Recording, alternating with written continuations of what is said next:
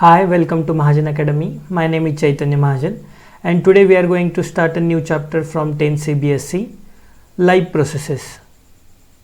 That is chapter number 6. We are going to understand this chapter in two parts. Part 1 is about animal processes and part 2 is about plant processes. So let's proceed. Experience the true knowledge. Okay. So we are understanding chapter number 6, which is part 1, section biology, life processes. Okay, let's start. So we will going to learn this chapter in 4 sections: nutrition, respiration, transportation and excretion. Okay, so nutrition in plants and animals, respiration in plants and animals, transportation in plants and animals, excretion in plants and animals.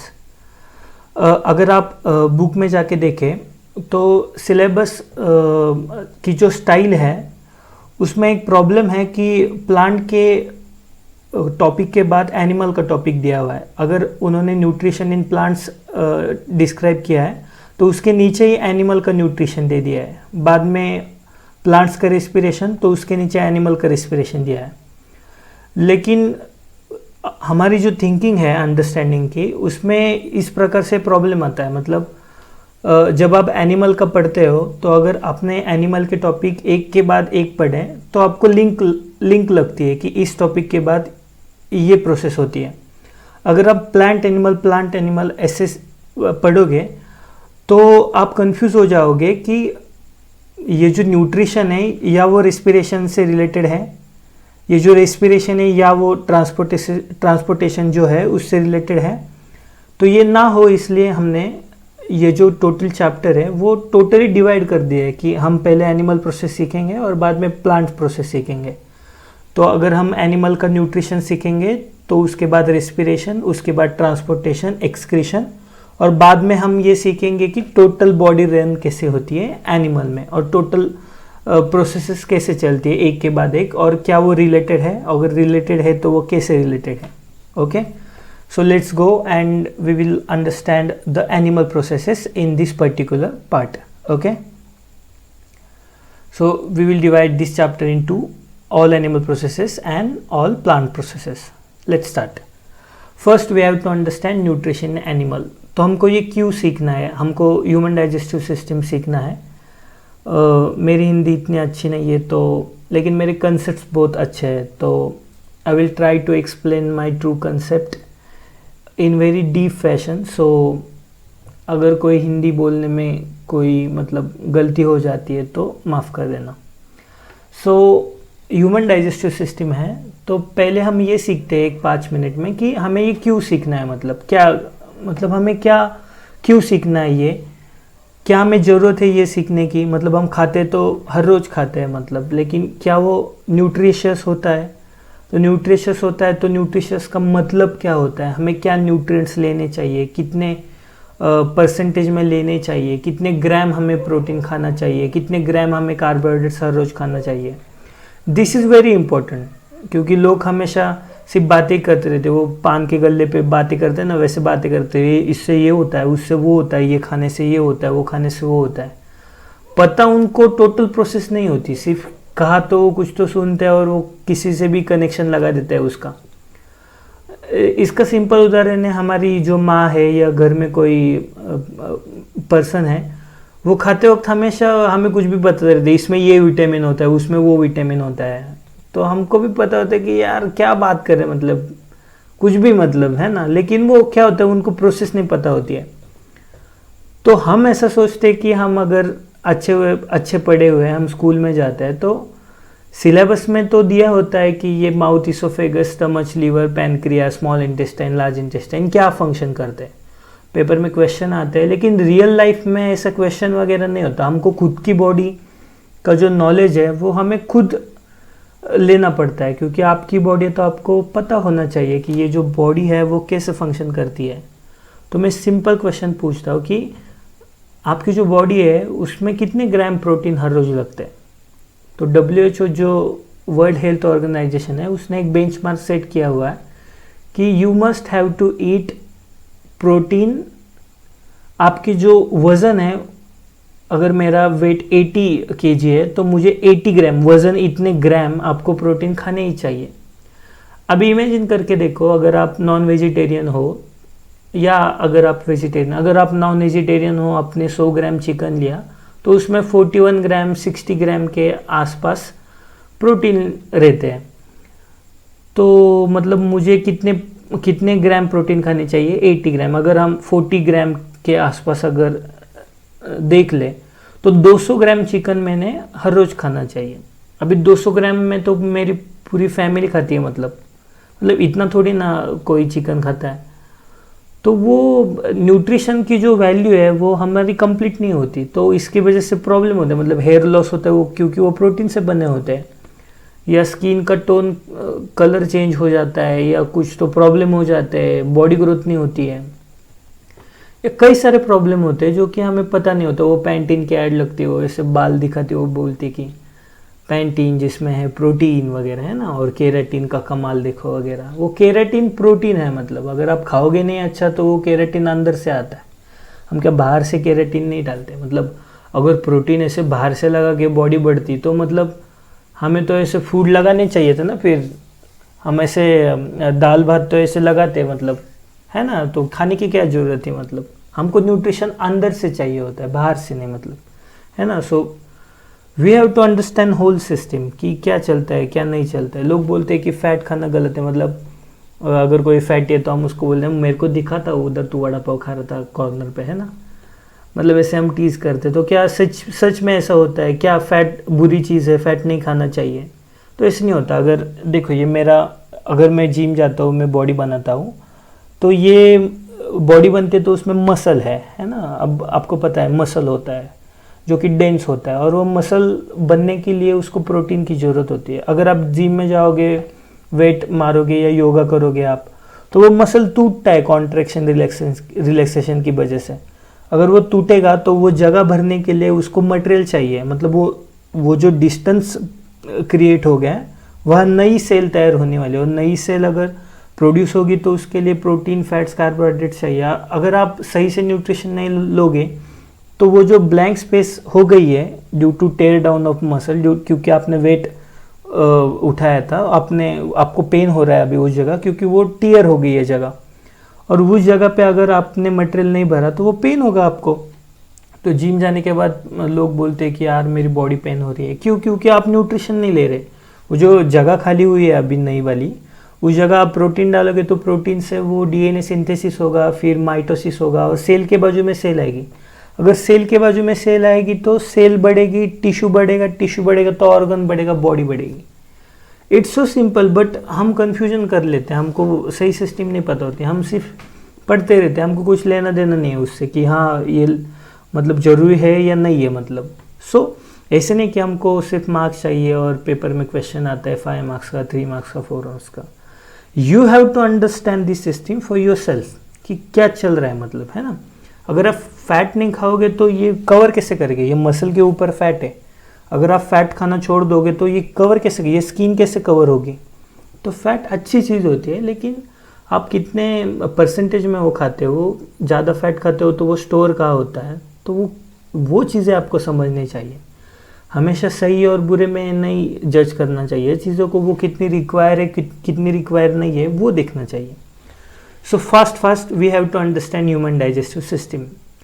So we have to start human digestion from mouth and ends towards the anus. Okay, so mouth, esophagus, stomach, liver, pancreas, small intestine, large intestine and anus. So these are the organs we have to understand for total understanding of human digestive system. Let's start with the mouth.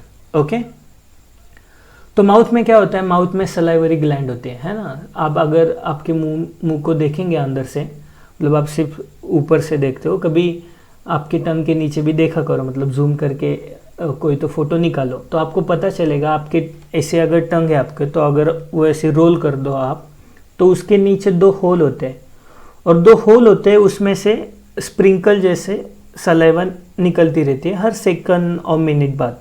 जब भी आप खाते हो, अभी भी मेरी निकल रही है, तो जब भी प्रोसेस होती है तो वो सलाइवा निकलती है, और उसके वजह से क्या होता है? मॉइस्ट रहता है एरिया, तो जब भी आप कोई ड्राई फूड लेते हो तो वो मॉइस्ट कर देता है और फूड को स्लीपरी बना देता है, क्योंकि अगर वो ऐसा नहीं हुआ तो फूड नीचे नहीं जाएगा, फिर डाइजेशन प्रोसेस चालू नहीं होगी। तो अगर आप नीचे ही नहीं जाएगा फूड तो अगला वाला फूड कैसे लोगे? इसके लिए एक मैकेनिज्म बना है।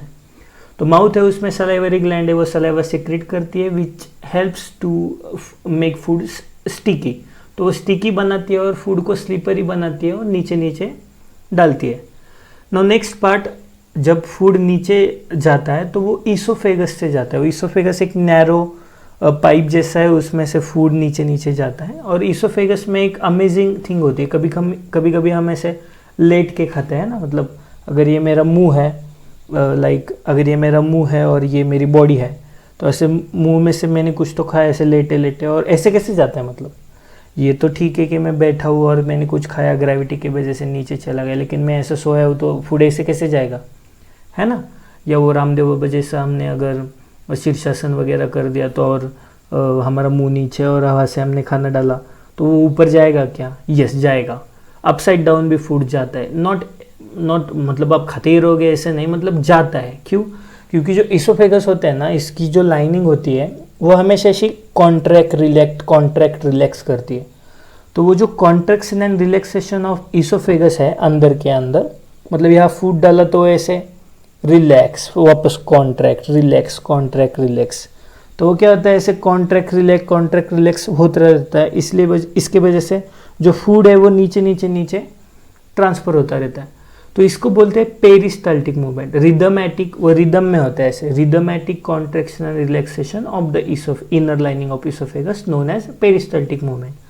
और जो पेरिस्टाल्टिक मूवमेंट है उसके वजह से फूड स्टमच के एंट्रेंस पे वो ट्रांसपोर्ट किया जाता है।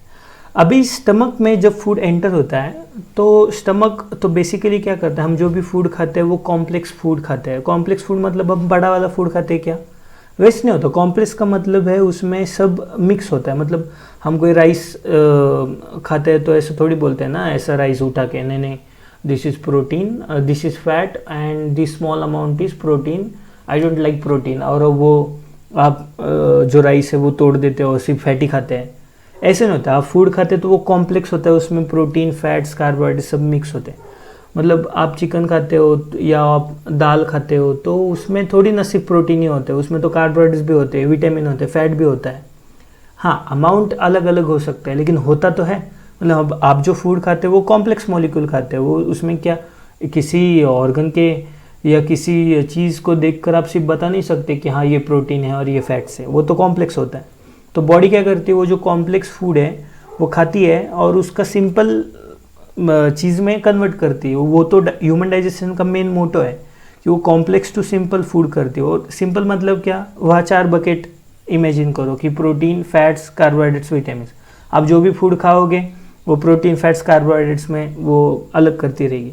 बॉडी को नहीं पता होता कि आप टाइगर खा रहे हो, आप हैन खा रहे हो, या आप मेथी खा रहे हो, पालक खा रहे हो। बॉडी को वो कुछ नहीं पता होता। बॉडी को तो सिर्फ 4 चीज़ें पता है, प्रोटीन, फैट्स, कार्बोहाइड्रेट्स, विटामिन। आप इंसान खा लो, बॉडी सिर्फ वही अलग करेगी, प्रोटीन, फैट्स, कार्बोहाइड्रेट्स, विटामिन। उसको नहीं पता कि आप क्या खा रहे हो, बॉडी का काम नहीं वो।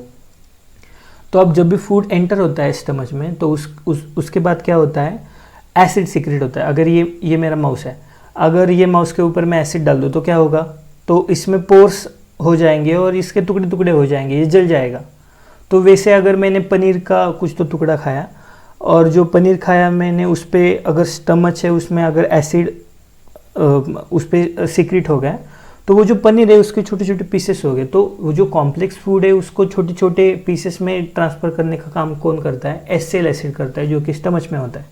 ओके ना, ऐसा हो सकता है जो स्टमच है वो एसिड की वजह से उसकी जो इनर लाइनिंग है वो तो हमारी चीक है उससे भी थिन होती है। तो अगर ऐसा ना हो कि हमने एसिड पनीर ब्रेक डाउन करने के लिए एसिड डाला और खुद का स्टमक ही जल गया, तो इसके वजह से नेचर ने एक प्रिवेंशन मेजर मतलब तैयार किया हुआ है कि जो इनर लाइनिंग है उस पर म्यूकस का कवर डाला है। तो क्या होता है म्यूकस होता है वो हमारे स्किन से भी ठीक होता है, तो वो जलता नहीं है। तो अंदर से स्टमक जलता नहीं, सिर्फ एसिल एसिड ब्रेक डाउन होता है और वो खुद को प्रिवेंट भी करता है और फूड को ब्रेक डाउन भी करता है। और सबसे इम्पोर्टेंट बात है कि न्यूट्रिशन हमें सेपरेट करना है। तो डाइजेशन स्टार्ट इन स्टमच, है ना, जो हमारा जो स्टमक है उसमें डाइजेशन स्टार्ट होता है।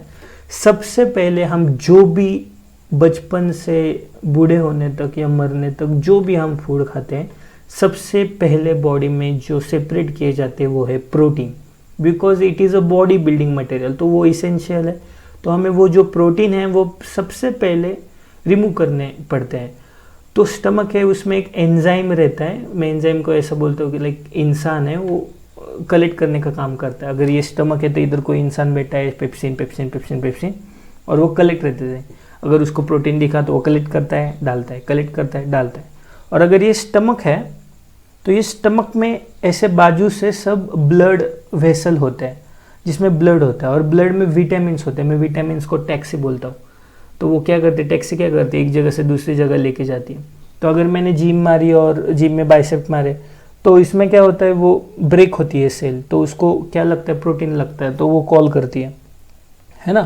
तो कॉल करती है, वो स्टमक को कॉल करती है कि भाई प्रोटीन लगता है। तो प्रोटीन में जो पेप्सिन है वो कलेक्ट करते रहता है, और अगर इधर टैक्सी खड़ी है ऐसी तो वो टैक्सी में सब डालता रहता है ना। मुझे स्टमक है उसके बाजू में टैक्सी खड़े है, vitamin A, vitamin B, vitamin C, जो भी विटामिन होते हैं वो टैक्सी जैसे फंक्शन करते हैं। उसके ऊपर प्रोटीन रखती है और वो टैक्सी ऐसे चलती है, और इधर आके वो टैक्सी ऐसे वो डंपर कैसे कुछ तो मटेरियल डालते हैं, सैंड वगैरह वैसे डालती है और वापस आ जाती है। और वो प्रोटीन यहाँ कलेक्ट करके वो फिर माइटोसिस, नई सेल, और नई सेल नया टिश्यू ऑर्गन बढ़ता है, वो बॉडी बढ़ती है। ओके, सो ये जो पेप्सिन है वो प्रोटीन कलेक्ट करने का काम करता है। लेकिन इज इट पॉसिबल अगर मैंने 100 प्रोटीन खाया तो सबके सब प्रोटीन पेप्सिन इधर ही कलेक्ट करता है क्या? नहीं। तो ड्यू टू हम पानी पी लेते हैं या बहुत फास्ट में कुछ तो मतलब फास्ट में पूरी चीज़ खाते हैं, तो due to some natural condition और एनीथिंग, जो पूरे प्रोटीन है वो पूरे डाइजेस्ट नहीं होते। मतलब 100 प्रोटीन्स लिए तो उसमें से 50-60 प्रोटीन सिर्फ डाइजेस्ट होते हैं, बाकी सब नीचे चले जाते हैं। तो पेप्सिन का एक भाई है, उसका नाम है ट्रिप्सिन। तो ट्रिप्सिन नीचे रहता है, वो भाई का आधा जो काम है वो नीचे करते हैं, वो हम आगे देखेंगे। अभी ये जो एसिड है वो ऐसा ही ऐसे अगर स्मॉल इंटेस्टाइन में चला गया तो इंसान तो नाचेगा ना, फिर उसको तो जलन हो गया अंदर। वो ऐसे अल्सर में होता है, अल्सर नाम का एक डिसीज़ होता है, उसमें क्या होता है, जो भी एसिड है वो डायरेक्टली क्या होता है, स्मॉल इंटेस्टाइन में जाता है। तो फिर स्मॉल इंटेस्टाइन तो और भी थीन है, मतलब जितना इनर लाइनिंग है स्टमक का उससे भी थीन है, तो फिर तो इंसान रोएगा मतलब। तो ये नहीं होना चाहिए, इसलिए बॉडी ने एक मैकेनिज्म रखा है। जो स्टमक है उसके सामने ही लीवर होता है, और लीवर में गॉल ब्लैडर होता है। गॉल ब्लैडर में से बाइल जूस निकलता है जो कि ब्लूइश कलर का होता है, और जो बाइल जूस होता है वो बेसिक इन नेचर होता है। सो जो भी एसिड निकला है HCl एसिड, और जो बेस निकला है, तो रिएक्शन होती है acid and base which result salt and water, उसको न्यूट्रलाइजेशन रिएक्शन बोलते हैं। वे जब एसिड और बेस रिएक्ट होते हैं तो उनकी रिएक्शन के बाद like HCl plus NaOH, NaCl plus H2O, salt and water, वो जो सॉल्ट एंड वाटर है वो अभी नीचे जाते हैं, मतलब जो फूड है वो न्यूट्रलाइज किया जाता है, और इसके वजह से जो स्मॉल इंटेस्टाइन वो जलता नहीं है, वो प्रिवेंट हो जाता है। अगर किसी वजह से आपका लीवर खराब हो जाए, मतलब ये जो चीज़ है वो हमें दिखाई देती है, जो भी लोग शराब पीते हैं आप देखते हो उनका लीवर फेल हो जाता है, आप सुनते हो। तो लीवर फेल होने की वजह से क्या होता है, जो एसिड है वो डायरेक्टली स्टमच में जाता है, वो फिर जलन होती है उनको, तो वो रोते हैं बड़े बड़े से कि मुझे जलन हो रही है, मुझे जलन हो रही है। बाद में इतना एसिड सिक्रेट होता है कि जो अगर ये इंटेस्टाइन है, ऐसा इंटेस्टाइन की लाइनिंग है ऐसी, तो इंटेस्टाइन को पोर्स होते हैं ड्यू टू एसिड, वो जल जाता है। तो अब जो भी फूड खाते हैं वो इंटेस्टाइन के बाहर जाता है, तो उनका पेट ऐसे बढ़ने लगता है, ठीक है ना। और इंजेक्शन डाल के वो पानी निकालना पड़ता है, वो फूड निकालना पड़ता है बार बार स्टमक में से। जब तक ये चालू है तब तक ठीक है, एक समय ऐसा आता है कि पूरा सड़ जाता है जो इंटेस्टाइन है, और इंटेस्टाइन तो नया डाल नहीं सकते हम, तो फिर क्या ऊपर का डायरेक्ट टिकट निकलता है, फिर जाने का डायरेक्ट ऊपर। तो ऐसे होता है, मतलब आप लीवर क्या करता है, बेसिक सब्सटेंस डालता है जो कि न्यूट्रलाइज रिएक्शन करके नीचे डालता है। पैनक्रियाज छोटा सा स्टमक को अटैच होता है, लेकिन pancreas is the most important part in the human body. छोटा सा है, हम इग्नोर करते हैं, लेकिन सबसे ज़्यादा इंपॉर्टेंट वही है, क्योंकि पैनक्रियाज में 3 जूसेस होते हैं, उसको पैनक्रियाटिक जूसेस बोलते हैं, lipase, amylase and trypsin. Pepsin उसका बाई ट्रिप्सिन, पेप्सिन भी प्रोटीन कलेक्ट करता है, ट्रिप्सिन भी प्रोटीन कलेक्ट करता है जो कि बाकी रह गए। जो लाइपेज है वो फैट कलेक्ट करता है और जो अमाइलेज है वो कार्बोहाइड्रेट्स कलेक्ट करता है। ओके, और ये कलेक्शन का जो काम है, स्टमक में से जो एक लाइन नीचे आई, लीवर में से एक लाइन अटैच हुई और पैनक्रियाज में से एक डक्ट अटैच हुए और इधर ऐसे लाइक स्क्वायर जैसे बन गए, एक चौक जैसे बन गए, इधर से एक रास्ता, इधर से और नीचे जाने वाला। जो नीचे वाला है वो स्मॉल इंटेस्टाइन को लगा हुआ है, इधर से लीवर में से बाइल जूस आ रहा है, ऊपर में से एसिड आया, इधर से 3 जूसेस आ रहे, लाइपेज, अमाइलेज एंड ट्रिप्सिन, और वो सब एक होके न्यूट्रलाइज होके, जिसमें एंजाइम्स भी है, वो सब स्मॉल इंटेस्टाइन में चला जाता है। तो स्मॉल इंटेस्टाइन क्या करता है, वो इजीली प्लेस प्रोवाइड करता है, उसका कुछ फंक्शन नहीं, वो प्लेस प्रोवाइड करता है। क्योंकि आप फूड खाओगे तो ऐसा थोड़ी ना सब स्टमक में हो जाएगा, तो जो टाइम लगता है, जो प्लेस प्रोवाइड होनी चाहिए, तो स्मॉल इंटेस्टाइन बहुत उसका जो थिकनेस वो नैरो होता है, उसकी वजह से फूड धीरे धीरे से जाता है। तो अगर ये इंटेस्टाइन है, मतलब ये ऐसा स्मॉल इंटेस्टाइन है, ऐसा ऐसा ऐसा, तो ये जो उनका कॉर्नर होता है हर एक, इसको बोलते हैं, ये जो कॉर्नर होता है उसको बोलते हैं विलाय। तो विलाय क्या करता है, इधर लाइपेज, अमाइलेज, ट्रिप्सिन बैठा रहता है। अगर ये पाइपलाइन है, मतलब ऐसी पाइपलाइन है और यहाँ से फूड आया, तो वो क्या करता है, कलेक्ट करता है।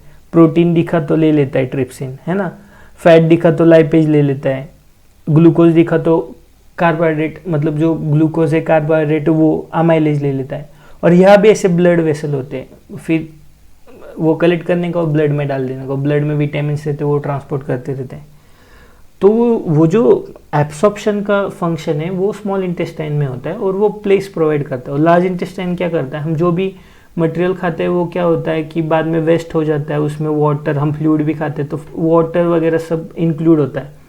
तो वो जो भी बात है, वो जो भी फ्लूइड है वो लार्ज इंटेस्टाइन में चला जाता है।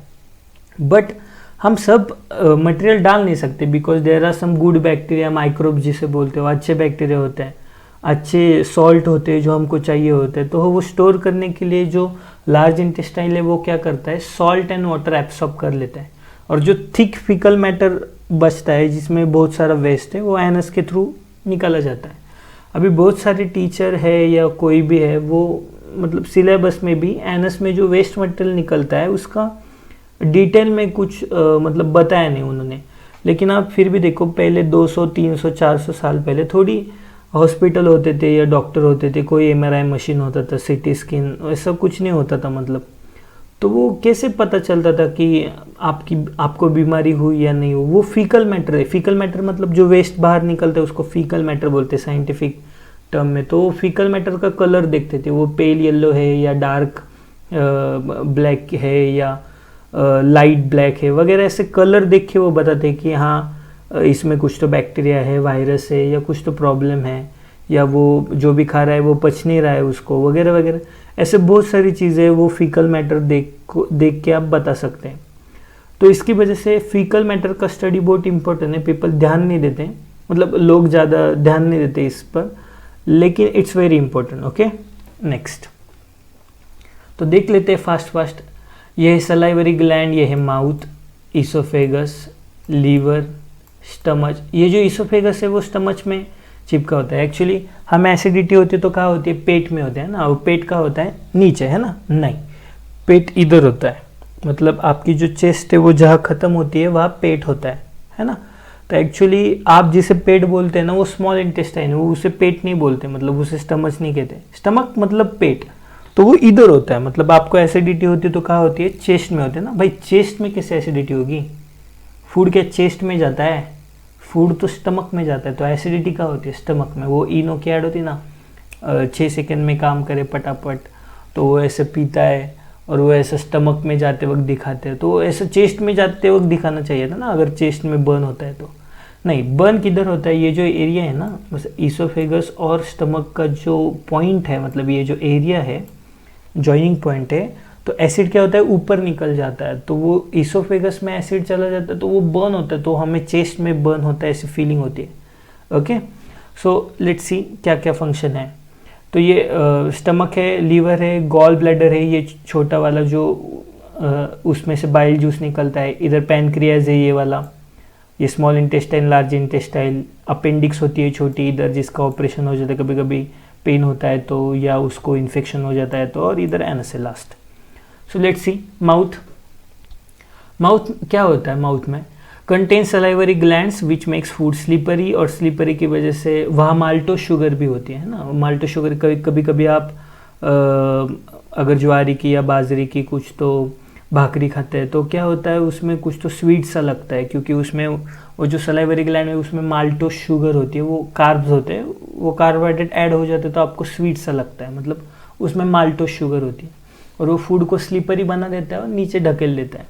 ओके, इसोफेगस क्या करता है? Perform rhythmic contraction and relaxation, मतलब इससे इससे ऐसे होता है तो फूड ऐसे नीचे नीचे नीचे जाता है, और ये ऑटोमेटिक होता है, मतलब वॉलंटरी नहीं है, वो ऑटोमेटिक होता है, इसलिए उसको बोलते हैं peristaltic movement, helps to food transport towards the stomach.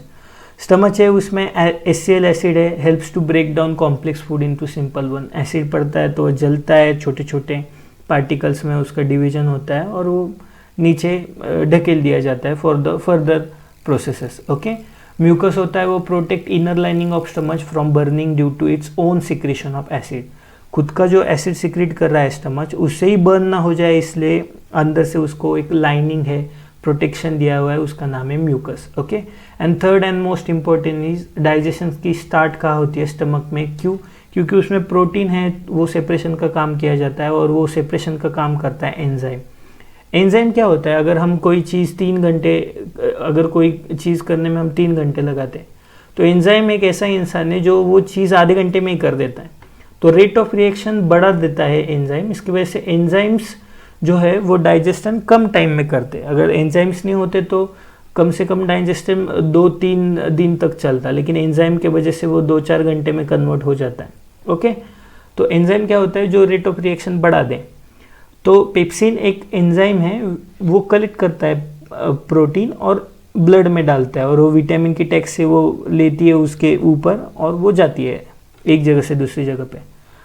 Next one is liver. Liver क्या करता है? Contents basic bile juice. जो बाइल जूस होता है वो कैसा है? बेसिक है, जैसे एसिड होता है जैसे बेस है, which will protect small intestine from HCl acid and न्यूट्रलाइजेज the food.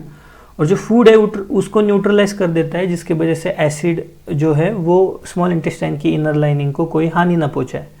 तो वो जो एसिड है वो नीचे ना जाए, इसलिए लीवर में जो गॉल ब्लैडर है वहाँ से बाइल जूस सिक्रेट होता है और रिएक्शन होती है, न्यूट्रलाइजेशन रिएक्शन, और फूड आगे पास किया जाता है।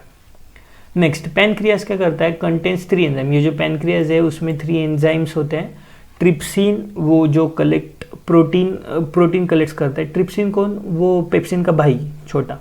ओके, और जो लाइपेज है वो क्या करता है? फैट्स कलेक्ट करता है, और जो अमाइलेज है वो क्या करता है? कार्ब्स कलेक्ट करता है। तो वो जो protein, trypsin pepsin protein collect करते हैं, लाइपेज फैट कलेक्ट करता है, और अमाइलेज है वो कार्ब्स कलेक्ट करता है। इससे वो जो स्मॉलेस्ट सब्सटेंस हमने मतलब बॉडी ने, ह्यूमन डाइजेशन ने किए थे, वो कलेक्ट करने का काम ये एंजाइम्स करते हैं, और वो ब्लड में डाल देते हैं और ब्लड ट्रांसपोर्ट करते रहता है एक जगह से दूसरी जगह, एक सेल को दूसरी सेल को। ओके, स्मॉल इंटेस्टाइन क्या करता है? Provide place for digestion due to complex food, body need time to separate each and every simple substance, and also it contains villi, है ना। उसको क्या बोलते हैं? इंपॉर्टेंट शब्द क्या है? विलाई। मतलब ये जो स्मॉल इंटेस्टाइन है ऐसे, मतलब ये अगर स्मॉल इंटेस्टाइन है ना, तो ये जो पॉइंट है, ये जो पॉइंट दिख रहे हैं आपको, ये पॉइंट दिख रहे हैं, इसको बोलते हैं विलाई, है ना। वो विलाई क्या करता है? अगर यह प्रोटीन है या फैट है, यह कार्बोहाइड्रेट्स है या ग्लूकोज है या विटामिन है, तो अगर यहाँ पे कौन बैठा है? अमाइलेज बैठा है, तो ये विलाई के हेल्प से क्या करता है? एब्सॉर्ब कर लेता है, और इधर ब्लड लाइन होती है और इधर पुट कर देता है, और ब्लड में से वो फिर जाता रहता है आगे पीछे। Okay, so this is all about transportation. वो विलाई क्या करता है? न्यूट्रिशन एब्सॉर्ब करता है with the help of trypsin, lipase and amylase, है ना। ऐसे एब्सॉर्ब करते रहता है और ब्लड में डालते रहता है, ठीक है ना। नाउ लार्ज इंटेस्टाइन क्या करता है? एब्सॉर्ब सॉल्ट एंड वाटर, और एनस क्या करता है? जो वो फीकल मैटर बचा हुआ है वो बॉडी से थ्रू आउट कर देता है। So this is called digestive system from mouth to the anus. तो क्या क्या है? पहले तो सलाइवरी ग्लैंड है, mix with saliva makes food slippery, और स्लीपरी से इसोफेगस में इसोफेगस में peristaltic movement, rhythmic contraction and relaxation. Food transport किया जाता है स्टमच में फर्स्ट चीज़ होती है स्टेल एसिड सीक्रेट होता है, उसके वजह से कॉम्प्लेक्स फूड सिंपल में कन्वर्ट होना स्टार्ट हो जाता है। वो खुद ही जले ना, इसके लिए प्रोटेक्शन ऑफ इनर लाइनिंग, तो उसके वजह से उसको म्यूकस का कवरिंग होता है to protect inner lining of stomach. और फिर एंजाइम पेप्सिन है, वो क्या करता है, एब्सॉर्ब कर लेता है प्रोटीन, और एब्सॉर्ब करने के बाद ब्लड में डाल देता है, और ब्लड में विटामिन होते हैं जो ट्रांसपोर्ट करते रहते हैं। अगर वही एसिड नीचे चला जाए तो प्रॉब्लम हो जाएगा इंटेस्टाइन में, स्मॉल इंटेस्टाइन में। तो इसकी वजह से जो लीवर है वो क्या करता है, उसके पास गॉल ब्लैडर होता है, वहाँ से एक डक्ट होती है, मतलब स्टमक से आने वाली डक्ट, लीवर से आने वाली डक्ट, पैनक्रियास से आने वाली डक्ट, और नीचे इंटेस्टाइन वाली डक्ट, ऐसा चौक जैसा बना होता है। तो लीवर सिक्रेट करता है बाइल जूस, और उसके वजह से acid plus base salt plus water reaction perform होती है और न्यूट्रलाइज होकर नीचे जाते, तो हार्म नहीं होता inner lining of small intestine. और जो पैनक्रियाज है वो उसी वक्त क्या करता है, 3 जूसेस डाल देता है, उसको पैनक्रियाटिक जूसेस भी बोलते हैं। उसमें 3 जूसेस होते हैं, मतलब एंजाइम होते हैं, trypsin, lipase and amylase. Trypsin protein collect करता है, लाइपेज फैट्स कलेक्ट करता है, अमाइलेज कार्ब्स कलेक्ट करता है। ओके, और बाकी जो है वो टाइम कंज्यूम करने के लिए वो उसकी लेंथ ज़्यादा है स्मॉल इंटेस्टाइन की, तो उसके वजह से टाइम मिलता है कॉम्प्लेक्स टू सिंपल करने में, विलाई को एब्सॉर्ब करने में, जो कि स्मॉल इंटेस्टाइन में है, न्यूट्रिशन एब्सॉर्ब करने के लिए उसको टाइम मिलता है। और जो मटेरियल है बाद में जो कि नॉन यूजफुल है, उसमें कुछ अभी न्यूट्रिशन ज़्यादा नहीं बचा है, मैक्सिमम हमने आउटपुट निकाल लिया, तो वो फिर स्मॉल इंटेस्टाइन से लार्ज इंटेस्टाइन में डाला जाता है। But due to so much fluid we have to absorb salt and water, so large intestine वो एब्सॉर्ब कर लेता है सॉल्ट और वाटर को। और जो फीकल मैटर है, जो कि वेस्ट है, उसमें कुछ ज़्यादा इंपॉर्टेंट नहीं है, वो एनस से हम बाहर डाल देते हैं। This is called total digestive system. तो मैंने यहाँ दिखाया है, मैंने हाथ से निकाला क्योंकि ऐसे कोई डायग्राम नहीं थी, वो इजी जाएगा इसलिए मैंने निकाला। तो ये जो डक्ट है, ये देखो, ये स्टमक है, स्टमक में से इधर आई डक्ट, और वो पीछे क्योंकि ये आगे है तो उसके पीछे से ऐसे स्मॉल इंटेस्टाइन है, और ये येलो वाला है यहाँ पे मिक्स हुआ है, ये भी यहाँ पे मिक्स हुआ है। मतलब ये जो डक्ट है वो मैंने ऐसे दिखा, ये जो लीवर है, लीवर में से बाइल जूस, स्टमक में से एसिड, और ये पैनक्रियास में ये जूसेस, और तीनों मिलके ऐसे स्मॉल इंटेस्टाइन में एंटर करते हैं। ओके, सो स्टमक है, एसिल acid, mucus cover, pepsin enzyme है, पैनक्रियाज है, 3 juices, trypsin, lipase, amylase, collect protein, fats, carbs. Liver है, जो गॉल ब्लैडर है वो सिक्रेट करता है बाइल जूस वगैरह, और मैक्सिमम फैट जो है वो ब्रेक डाउन करने का काम भी लीवर करता है। ओके, और इंसुलिन जो है वो प्रोड्यूस करने का काम भी लीवर करता है, वो हम नेक्स्ट सेशन में देखेंगे। अगर पॉसिबल हुआ तो उस पर मैं अलग सा वीडियो बनाऊंगा, तो ताकि आपको पता चले कि डायबिटीज़ क्या होती है और इंसुलिन लेने से क्या होता है वगैरह वगैरह। ये स्मॉल इंटेस्टाइन है, और ये जो दिखाया मैंने, ये जो उसके पॉइंट्स जैसे है, तो उसको बोलते हैं विलाई, वो एब्सॉर्ब करता है प्रोटीन, कार्ब्स, फैट्स, और इधर ब्लड होता है, वो ब्लड में सब क्या करता है, डाल देता है, वहाँ से ट्रांसपोर्ट हो जाता है। ओके, सो ये होगा ह्यूमन डाइजेशन, मतलब न्यूट्रिशन हमने सीख लिया एनिमल में कैसा होता है। Now let's learn about the respiration. हमारे जो लंग्स है, मतलब वो जो वोकल कॉर्ड्स होते हैं जिसके वजह से मैं बोल पा रहा हूँ, उसके नीचे क्या होता है, ट्रैकिया होता है। मतलब आप हाथ लगाएंगे तो सॉरी, आपको पता चलेगा कि वो जो है वह ऐसे बोन जैसे लगता है कुछ, तो ठीक है ना, मतलब उसका स्ट्रक्चर ऐसा होता है, जितना पॉसिबल है उतना मैं निकालूंगा, ऐसे रिंग रिंग जैसे कुछ तो लगता है। ओके, तो अगर आप हाथ लगाओगे तो आपको ऐसा एहसास होगा कि कुछ तो रिंग रिंग जैसा है, मतलब। तो ये जो है, ये है ट्रैकिया, मतलब उसको क्या बोलते हैं, ट्रैकिया, उसको विंड पाइप भी बोलते हैं, उसमें से हवा आती जाती रहती है। वो जो ट्रैकिया है, वो ट्रैकिया को ऐसे ब्रांचेस खुलते हैं, वो ब्रांचेस को ब्रोंकाई बोलते हैं। ओके, उसको ब्रोंकाई बोलते हैं। और वो जो ब्रोंका है उसको भी छोटे छोटे मतलब उसके पार्ट्स हो जाते हैं। उन छोटे छोटे ये जो ब्लू रेड वगैरह कलर के दिखाई दे रही है छोटे छोटे सब, उन सबको ब्रोंक्यूल्स बोलते हैं। क्या बोलते हैं, ब्रोंक्यूल्स। और यहाँ पे अगर हम जूम करके देखें तो अगर ये ब्रांच है तो उसको ऐसे राउंड राउंड क्या अल्वियोलाई होते हैं। उसको क्या होते हैं? अल्वियोलाई, जो कि सबसे छोटा और लास्ट पार्ट रहता है लंग्स का। ओके, मतलब हम डॉक्टर के पास जाते हैं, हमको कुछ तो कोल्ड हुआ रहता है या मे बी हमको वायरल इन्फेक्शन होता है। अब अभी जैसे कोरोना है, तो कोरोना में वैसे ही हो रहा है ना कि लंग्स फुल हो जाता है। तो क्या होता है, हमको जो कोल्ड होता है, जो मतलब जो कोल्ड होता है उसमें जो म्यूकस होता है, जो कि जिसे हम सर्दी भी वगैरह बोलते हैं मराठी में, तो वो जो म्यूकस है वो क्या होता है, डायरेक्ट विंड पाइप से ट्रैकिया से हमको महसूस भी होता है कि ये पूरा फुल हो गया है। मतलब हम जब मतलब खांसते हैं तो हमें ऐसा पता चलता है कि अरे पूरा म्यूकस भरा हुआ है हमारे अंदर। वो जो म्यूकस है वो विंड पाइप से ब्रोंकाई तक, ब्रोंकाई से ब्रोंकियल्स तक, और जब लास्ट स्टेज होती है जो जिसको न्यूमोनिया कहा जाता है, या कोरोना वायरस में भी ऐसा ही होता है, ये जो अल्वियोलाई है, ये अल्वियोलाई के अंदर, लाइक अगर ये हमने अल्वियोलाई देख लिया एक, ये सिंगल वाला, तो उसके अंदर भी अगर वायरस ने म्यूकस तैयार कर दिया तो फिर वो फूलता ही नहीं है। मतलब हम आगे देखेंगे, क्योंकि alveoli is the basic unit, मतलब वो सबसे ज़्यादा इंपॉर्टेंट काम करता है। और अगर वो फूलेगा ही नहीं, मतलब उसमें कफ हो गए, तो सारा कफ, ये पूरा कफ से भर गया पूरा, तो हमको ऐसा खाते वक्त पता चलता है कि अरे पूरे कफ भरा हुआ है हमारे अंदर। और कफ इतना ज़्यादा होता है कि एक टाइम ऐसा आता है कि हम सांस नहीं ले पाते और हम मर जाते हैं। मतलब ऐसा न्यूमोनिया में बहुत बार होता है और कोरोना वायरस में भी ऐसा होता है। तो देखते हैं ट्रैकिया क्या करते हैं, sorry, joining of vocal cords and bronchi helps to easy passage of airways. ये इजी पैसेज के लिए होती है बड़ी वाली, जिससे एयर आ जा सकती है एक जगह से दूसरी जगह। ब्रोंकाई क्या करती है, acts as a conduction partner of oxygen and carbon dioxide. जो भी गैसेज है वो कंडक्ट करने के लिए जो भी मेथड है, जो भी पैसेज रेडी करके देती है, उसको ब्रोंकाई बोलते हैं। ब्रोंक्यूल्स क्या करता है, इट इज़ होल्डिंग अल्वियोलाई, मतलब ये जो ब्रोंक्यूल्स है, मतलब तो ये ऐसे झाड़ की जो ब्रांचेस होते हैं उनके जैसे दिख रहा है ना। तो अगर हम देखेंगे कि ये सबसे छोटी ब्रांच है और उसको ऐसे फ्रूट लगे, तो ये जो गोल गोल फ्रूट लगे उनको अल्वियोलाई बोलेंगे। तो जो ब्रोंक्यूल्स है वो क्या करते हैं, वो जो अल्वियोलाई उसको टुगेदर होल्ड करके रखते हैं। And the last one is alveoli is a function unit of exchange of gas. जो गैस का एक्सचेंज होता है, oxygen carbon dioxide, oxygen carbon dioxide, वो मेनली पूरे बॉडी में कहाँ होता है, तो वो छोटा सा पार्ट जो है वो बहुत सारे अल्वियोलाई होते हैं। ये पूरे अल्वियोलाई ये भर के, ये छोटे छोटे बहुत सारे अल्वियोलाई होते हैं।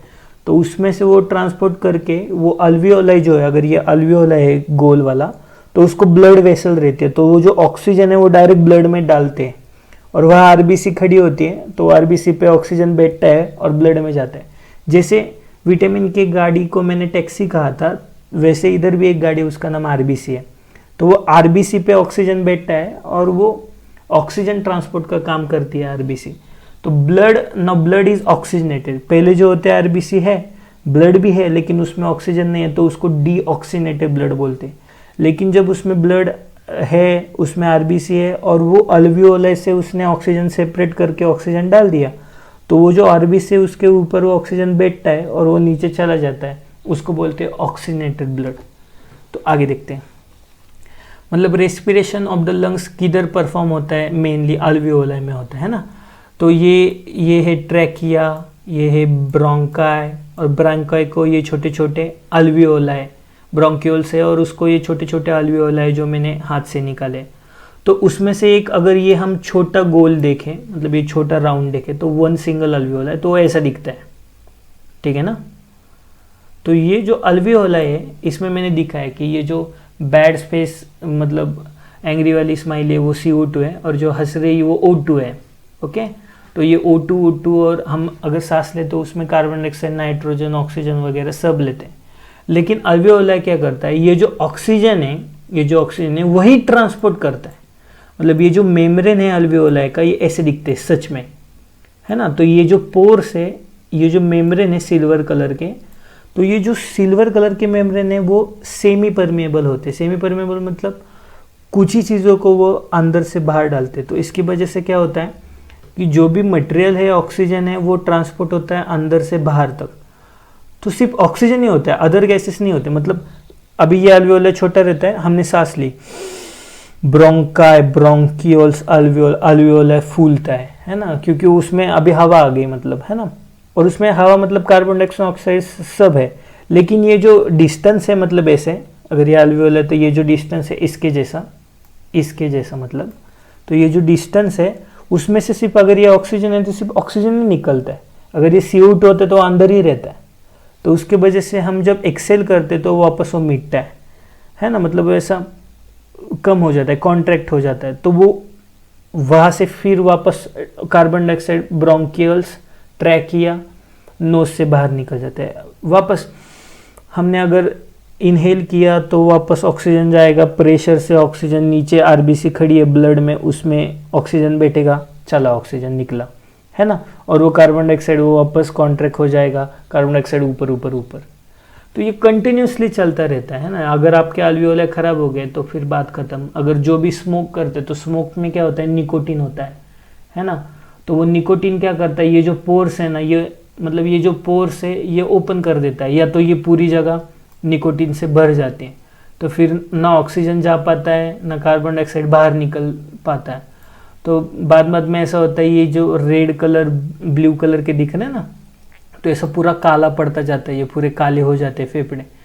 तो आप कभी कभी वो नहीं क्या थिएटर में ऐड लगाते, काला टार हो जाता है वगैरह वगैरह, वो ऐसा सच में हो जाता है, मतलब वो पूरा ऐसा काला पड़ जाता है, आप देख भी नहीं सकते आपकी आंखों से, तो इसको काला पड़ जाता है, उसमें निकोटीन ऐसे जमा होते होते, और फिर ऑक्सीजन जाता नहीं, और ऑक्सीजन जाएगा नहीं तो आरबीसी से ऑक्सीजन मतलब वो जो है ट्रांसपोर्ट नहीं होगा।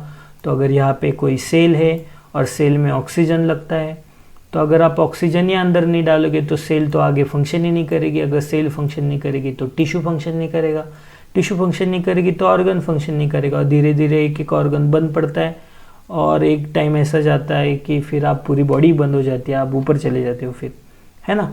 तो इसकी वजह से ये जो अल्वियोलाई है स्मॉल वाले, ये बहुत इंपॉर्टेंट है, ठीक है ना।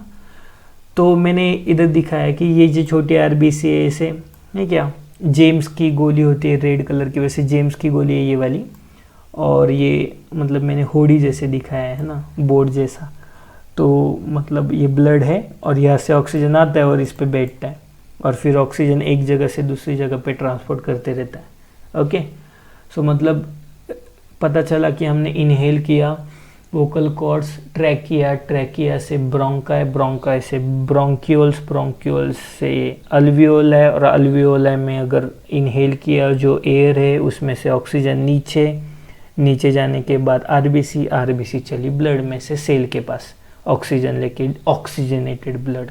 ओके, और जो कार्बन डाइऑक्साइड नाइट्रोजन है वो वापस एक्सेल कर दिया जाता है, इसको बोलते हैं रेस्पिरेशन इन ह्यूमन। ओके, मुझे गारंटी है कि आपको सब कुछ पता चल गया होगा कि एक्चुअल में क्या हो रहा है। ओके, नो 2 टाइप के रेस्पिरेशन होते हैं, एक को बोलते हैं एरोबिक रेस्पिरेशन, एक को बोलते हैं अनएरोबिक रेस्पिरेशन। नाम ही पता चलता है, एरोबिक मतलब जिसमें एयर हो, जिसमें ऑक्सीजन हो, और अनएरोबिक जिसमें ऑक्सीजन नहीं हो, मतलब जो भी रिएक्शन सेल है और अगर उसमें ऑक्सीजन आने के बाद जो रिएक्शन होती है उसको एरोबिक रेस्पिरेशन बोलते हैं, और अगर ऑक्सीजन ना आए फिर भी कुछ ना कुछ तो हो रहा है, उसको अनएरोबिक रेस्पिरेशन बोलते हैं। तो मतलब अगर ये सेल है, तो अगर मैंने बिस्किट खाया, तो मैंने बताया था डाइजेशन में, अगर मैंने बिस्किट खाया तो वो ग्लूकोज है, तो वो स्टमच में जाएगा, स्टमच में से वो स्मॉल इंटेस्टाइन में जाएगा, स्मॉल इंटेस्टाइन में जब जाता है तो वहाँ पे अमाइलेज है, तो अमाइलेज क्या करेगा, वो बिस्किट आया है, वो जो ग्लूकोज है उसको कैप्चर करेगा, विटामिन के ऊपर डालेगा, विटामिन इस सेल के पास गाड़ी लाएगा। तो अगर उसने गाड़ी लाई तो वो इधर अंदर ग्लूकोज को फेंक दिया उसने, है ना, वो जो बिस्किट का मटेरियल था वो सेल के अंदर, एक छोटी सेल है ना, जो सेल के अंदर फेंक दिया उसने, तो वो जो अंदर उसने मटेरियल फेंका है, मतलब ग्लूकोज फेंका है, तो इधर से आरबीसी भी आते हैं, क्योंकि वही ब्लड लाइन है, जहाँ से विटामिन आएगा वहीं से आरबीसी आएंगे, तो आरबीसी भी क्या करते हैं, ऑक्सीजन फेंकते हैं अंदर। तो मतलब ये कौन सा रेस्पिरेशन हो गया, एरोबिक रेस्पिरेशन, क्योंकि ऑक्सीजन के प्रेजेंस में रिएक्शन स्टार्ट हो गए।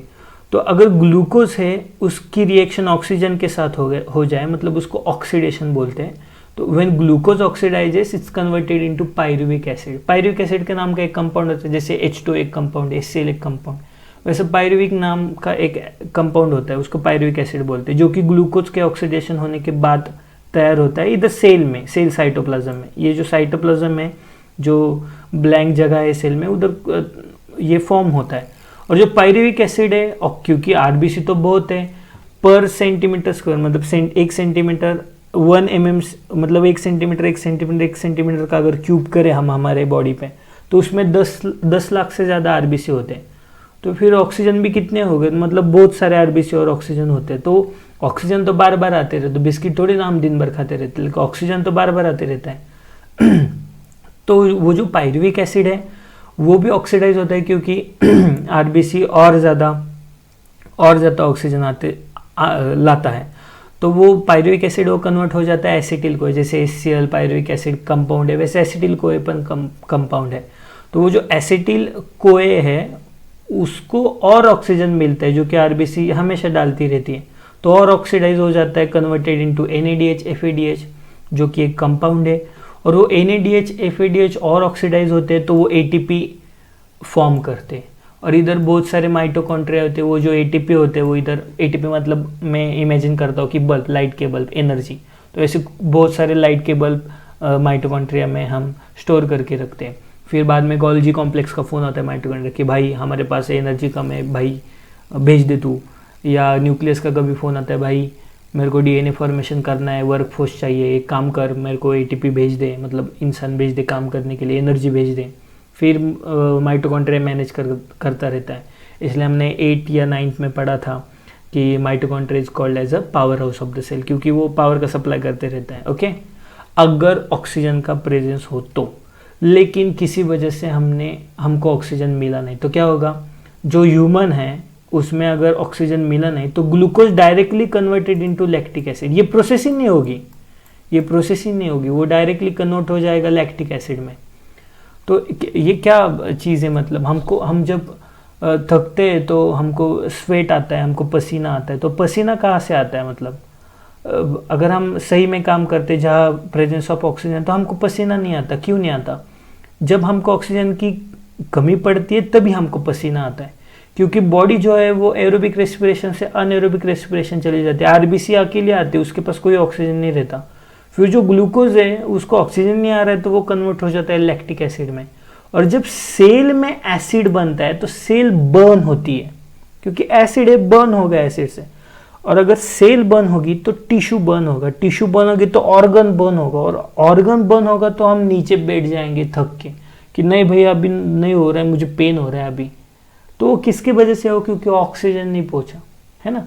तो हुसैन बोल्ट है वो फास्टेस्ट रनर है ना, मतलब वो 100 मीटर 8 सेकेंड में पार कर देता है, मतलब वो हर सेकंड को कम से कम 16-15 मीटर जाता है। मतलब दिस इज टू मच, मतलब 1 सेकेंड में 15 मीटर गया वो, यू कांट इमेजिन, मतलब वो कितना फास्ट है, क्योंकि उसके बॉडी में जो लैक्टिक एसिड है वो कम फॉर्म होता है, क्योंकि मतलब उसकी वजह से उसको सपोर्ट मिलता है।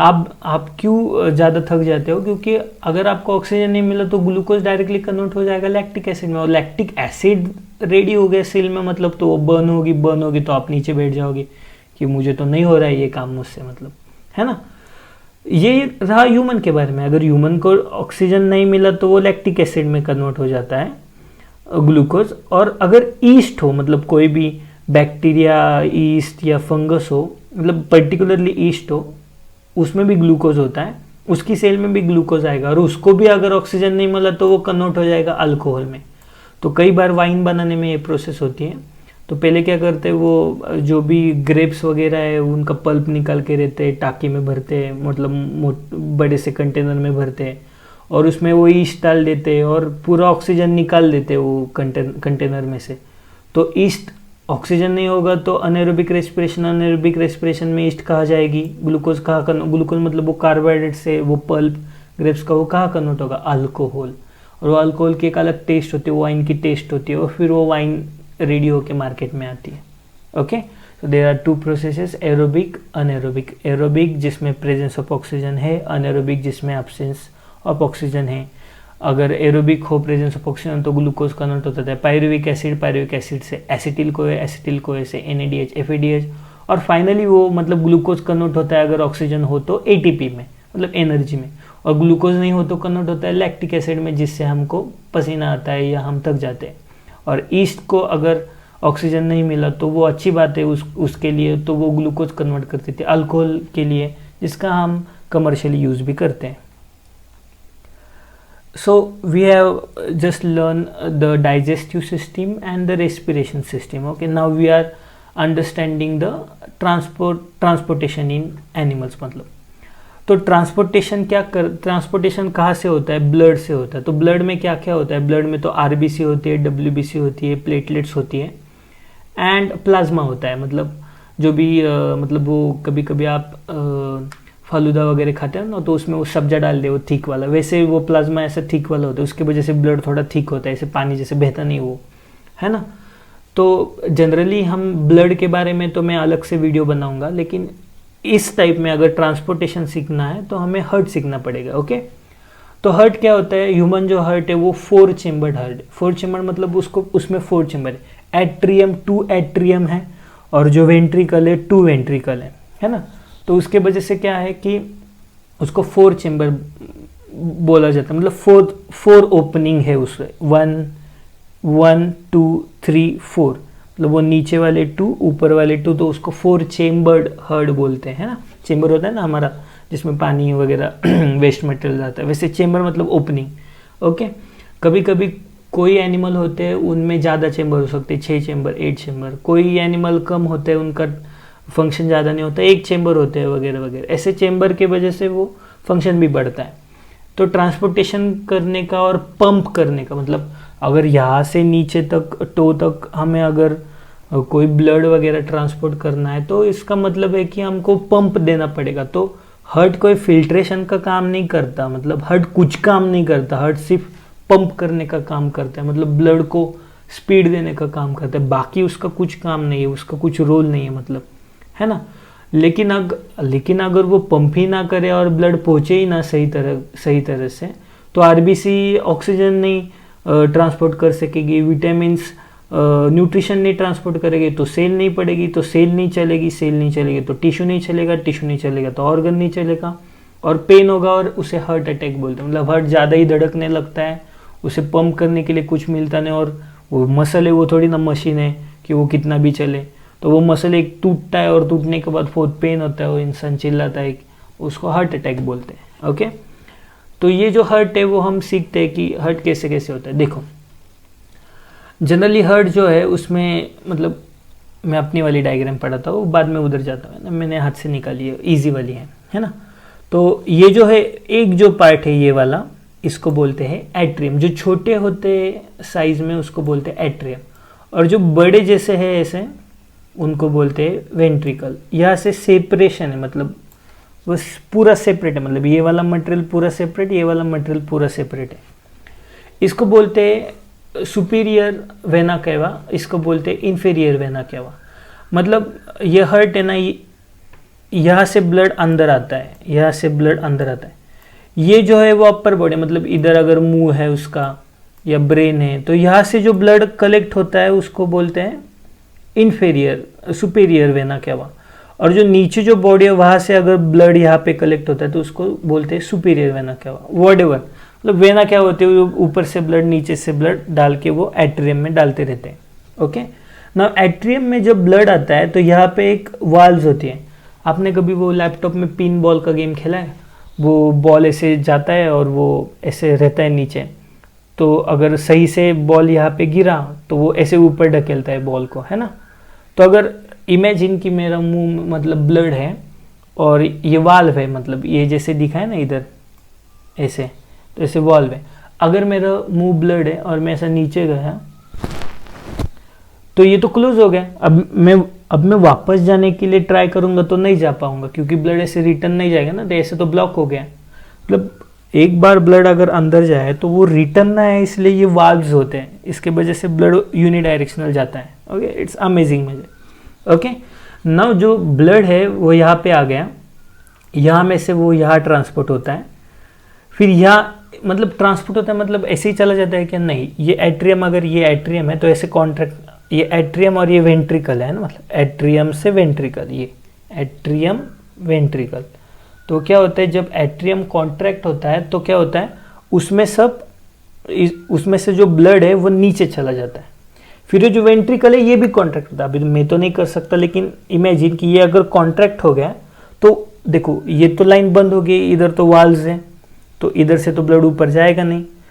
तो यहाँ पे एक अलग वाल्व लगी होती है, अलग पाइपलाइन लगी होती है ना, जो कि ये एट्रियम के पीछे से जाती है, मतलब ऐसे निकल के पीछे से जाती है।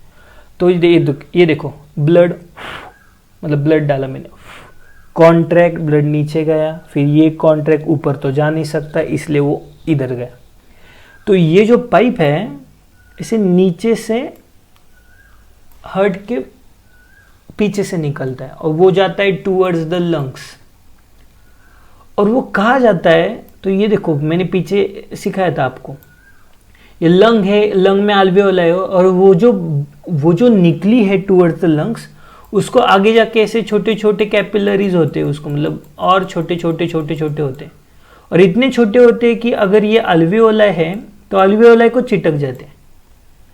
फिर यहाँ से जो ब्लड आया था, मतलब यहाँ जो आरबीसी, ये सब आरबीसी है, ये जो मैंने दिखा ये सब आरबीसी है ना। यहाँ पे ऑक्सीजन दिखाई दे रहा है क्या? नहीं। तो जो भी ब्लड कलेक्ट होता है वो कैसा ब्लड है, इस साइड में है ना, उसको बोलते हैं डीऑक्सीजनेटेड ब्लड। ये जो पूरा ब्लड है ये साइड जो है पूरी, ये क्या है, डीऑक्सीजनेटेड है, उसमें कोई ऑक्सीजन नहीं है, ब्लड है लेकिन डीऑक्सीजनेटेड है। और जब ब्लड ऐसे जाता है deoxygenated blood towards the lungs, तो यहाँ पे आरबीसी क्या करती है, रेस्पिरेशन में से ऑक्सीजन लेती है, और ये जो आरबीसी है वो अभी क्या हो गई, ऑक्सीजनेटेड हो गई। अभी ये जो ब्लड है ऑक्सीजनेटेड हो गया। अब ये ऑक्सीजनेटेड ब्लड इस साइड पे आता है, ओके। नाउ ब्लड यहाँ पे आता है, नाउ देखो इस साइड पे जो आरबीसी है उनके ऊपर ऑक्सीजन है, फिर यहाँ से इसके जैसे इधर भी वॉल वापस ना जाए इसलिए, तो फिर इधर से इधर आता है, फिर इधर भी वाल होती है इसके वजह से रिटर्न ना जाए, फिर इधर भी एक, इधर जैसे एक ओपनिंग थी इधर भी एक ओपनिंग है, फिर पहली बार ये कॉन्ट्रैक्ट होता है, बाद में ये कॉन्ट्रैक्ट होता है, और वो सब कॉन्ट्रैक्ट हो गए, पीछे से ऑल बॉडी पड़ जाता है। और वो जो सबसे बड़ी जो मतलब जो आर्टरी होती है उसको बोलते हैं एवोर्टा। मतलब तो आप हाथ लगा के भी देख सकते हैं, सॉरी। तो ये जो अगर आप हाथ लगाओगे तो आपको पता चलेगा ये जो बड़ी वाली है वो एवोर्टा है, मतलब वो ऐसे इधर हर्ट है तो यहाँ से ऐसे गई हुई है, और जो नीचे गई हुई है वो ऐसे किडनी तक गई। मगर बाद में हम अगर किडनी पढ़ेंगे तो उसमें एक एवोर्टा आई हुई है ना। तो अगर ये जो है ना वो नीचे से एक एवोर्टा ऐसे निकलती है, मतलब अगर ये हार्ट है तो उसके नीचे से निकली है एक, तो वो नीचे वाली गई है ना। तो अगर ये हार्ट है तो वह नीचे वाली ऐसे जाती है, और बाद में हम जब पढ़ेंगे इधर किडनी है तो वो किडनी को वही एवोर्टा है, हार्ट के पीछे से आने वाली, ओके। सो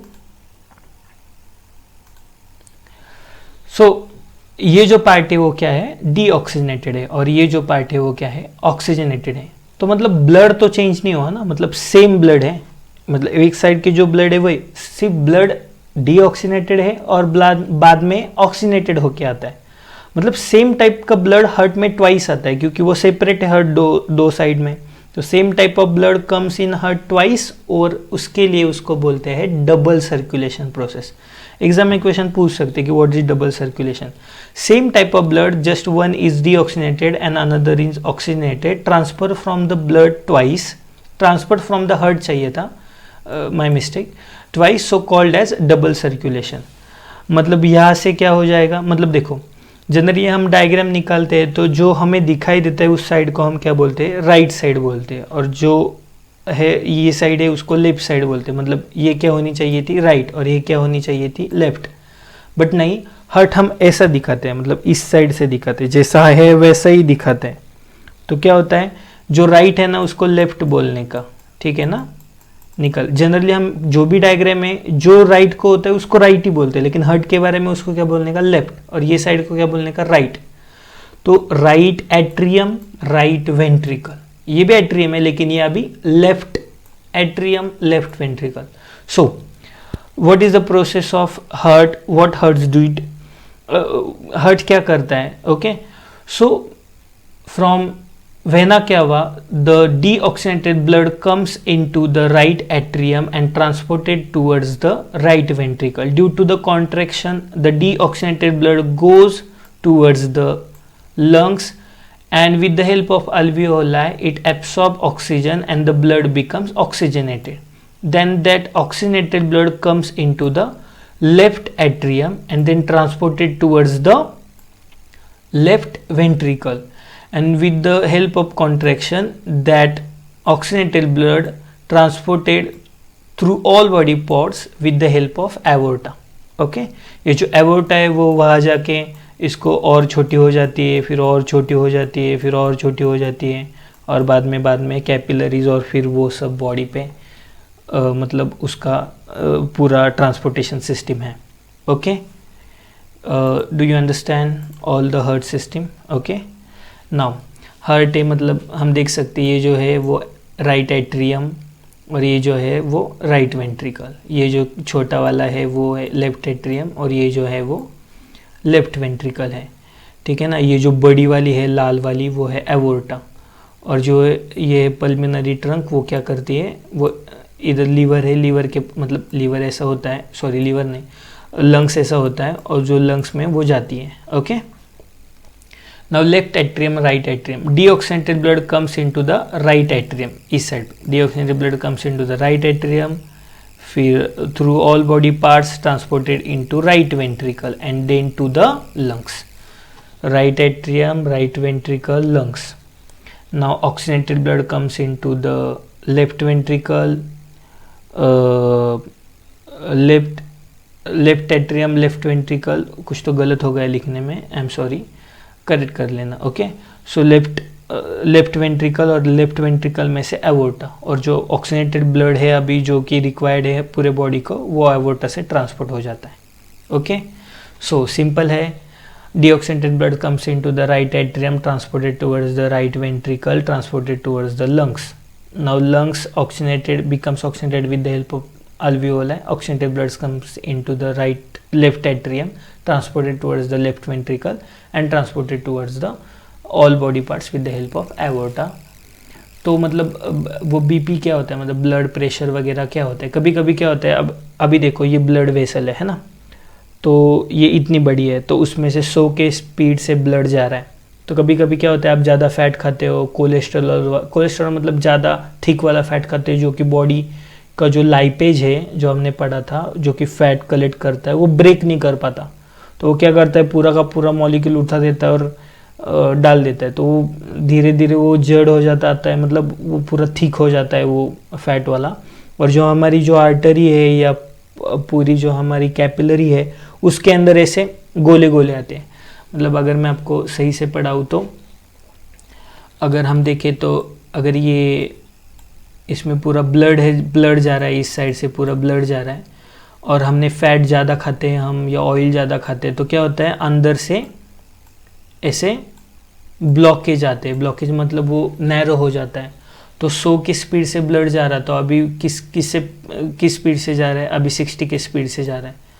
तो वो हार्ट को क्या लगता है, इस हार्ट को क्या लगता है कि ब्लड धीरे से आ रहा है. तो फिर क्या करता है, अगर वो मतलब इमेजिन की हार्ट 60 के स्पीड से मतलब क्या उसको बोलते हैं मतलब बीप हो रहा था, तो अभी क्या करेगा वो, उसको ज़्यादा फोर्स से होगा क्योंकि उसको 100 के स्पीड से ब्लड चाहिए जो कि 60 के स्पीड से आ रहा है ड्यू टू द ब्लॉकेज. तो वो ज़्यादा स्पीड से कॉन्ट्रैक्ट होगा. तो वो ज़्यादा स्पीड से होगा तो आपको पेन होगा क्योंकि वो मसल है, तो उसको हम हाई ब्लड प्रेशर बोलते हैं. तो कभी कभी जो ब्लड है वो बहुत थीन हो जाता है, मतलब ब्लॉकेज वगैरह कुछ नहीं होते, ब्लड थिक चाहिए ना तो वो ज़्यादा ही थीन हो जाता है. मतलब वो 60 के स्पीड से जाना चाहिए था तो वो इतना थीन हो जाता है पानी जैसा कि वो 100 के स्पीड से जाता है. तो एट्रियम धड़कने के पहले ही वो ब्लड निकल जाता है, मतलब वो ऐसा धड़कने के लिए जा रहा था कॉन्ट्रैक्ट होने के लिए, उसके पहले ही ब्लड निकल गए. तो फिर उसको लगता है कि यार कुछ तो हमारा गलत हो रहा है, तो वो फिर धीरे हो जाता है. उसको लो ब्लड प्रेशर बोलते हैं. अगर ब्लॉकेज हो गए तो ज़ोर ज़ोर से धड़कता है, तो क्योंकि उसको लगता है कि कम आ रहा है तो वो ज़ोर ज़ोर से धड़कता है. तो ऐसे होता है, this is atrium, this is atrium, this is ventricle, this is ventricle. तो सेम टाइम पे ब्लड आता है, मतलब डीऑक्सीजनेटेड ऑक्सीजनेटेड, जो कि पहला वाला कुछ तो होगा, मतलब जो पहला वाला गया है उसका ऑक्सीजनेटेड, ओके, नया डीऑक्सीजनेटेड, पहला वाला ऑक्सीजनेटेड, ओके। सो ये दोनों साथ में मतलब रिदम में दोनों साथ में मतलब क्या बोलते हैं उसको, पंप होते हैं, और जो वेंट्रिकल है वो साथ में पंप होते हैं। तो ये जो दोनों हैं वो पहले पंप होके, मतलब ऐसे धक धक धक धक धक धक धक धक धक धक धक धक। इसकी वजह से 2 टाइम हमें साउंड सुनाई देता है धक धक। क्यों? क्योंकि पहले तो एट्रियम कॉन्ट्रैक्ट होता है, रिलैक्स, बाद में वेंट्रिकल एक्ट होती है। तो ये कॉन्ट्रैक्ट हो तो ब्लड इधर, और ये कॉन्ट्रैक्ट हो तो ब्लड इधर लंग्स के पास। तो ऐसे कंटिन्यूसली होते हैं धक धक धक। और ब्लॉकेज आ गया तो क्या होता है, वो जोर जोर से धड़कता है, और अगर बहुत ही थीन हो गया ब्लड तो वो धड़कता ही नहीं है ना। तो अगर किसी इंसान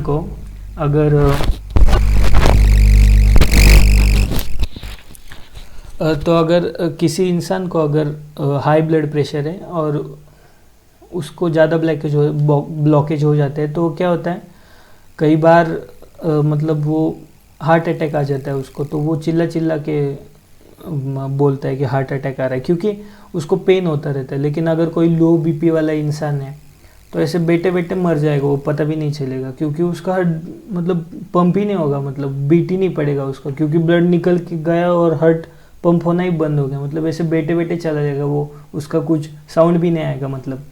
तो ऐसे है हाई बीपी लो बीपी। और उसके वजह से जो मशीन लगाते हैं वो क्या करते हैं, ब्लड प्रेशर काउंट करते हैं।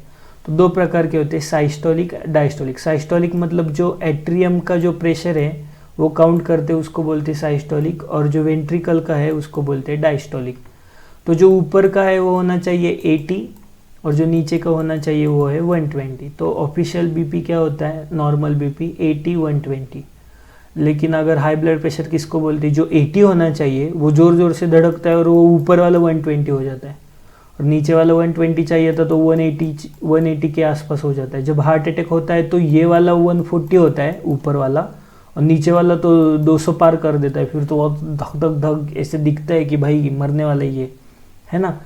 और ये हो गया मतलब बीपी के मशीन के बारे में। कभी कभी लो बीपी में क्या होता है, ये 80 होना चाहिए ना, ये 60 ही होता है, मतलब ये धड़कता ही नहीं है। और ये 120 होना चाहिए तो ये 80 हो जाता है, फिर वो बहुत स्लो हो जाता है, मतलब है ना। तो रिदम नहीं बैठता उसमें, ओके। तो this is transportation in hearts, okay. And the last one is a excretion system. Excretion करना मतलब जो वेस्ट लिक्विड है या वेस्ट चीज़ें है वो साइड पे डालना, और प्यूरिफिकेशन की प्रोसेस करना। मतलब जो ब्लड है वो हमने ऑक्सीजनेटेड किया है, डीऑक्सीजनेटेड ब्लड था उसको ऑक्सीजनेटेड किया with the help of alveoli. इसका मतलब ये नहीं है कि उसमें बैक्टीरिया नहीं है, उसमें प्रोटीन है या प्रोटीन नहीं है, या कोई भी काम की चीज़ नहीं है, ऐसे तो हम फाइंड नहीं कर सकते। हार्ट का तो सिर्फ काम पंप करना है, लंग्स का काम ऑक्सीजन पुट करना है, तो फिर फिल्टर करने का काम किसका है, वो प्योर करने का काम किसका है, वो तो किडनी का काम है, मतलब है ना। किडनी काम करती है, ब्लड फिल्ट्रेशन का काम किडनी करती है। तो मैंने बोला था कि ऊपर हार्ट है और हार्ट के ऐसे पीछे से एक एवोर्टर नीचे की, जैसे ऊपर गई वैसे ये वाली ऊपर गई, वैसे एक नीचे गई पीछे से, और वो नीचे वाली ये है आर्टरी, है ना। तो ये जो ब्लड है नाउ दिस इज ऑक्सीजनेटेड, ये जो ब्लड है ऑक्सीजनेटेड है, मतलब इसमें आरबी से उसके ऊपर ऑक्सीजन है, लेकिन वो प्योर है क्या, तो वो नहीं बता सकते हैं, है ना, वो प्योर नहीं है मतलब।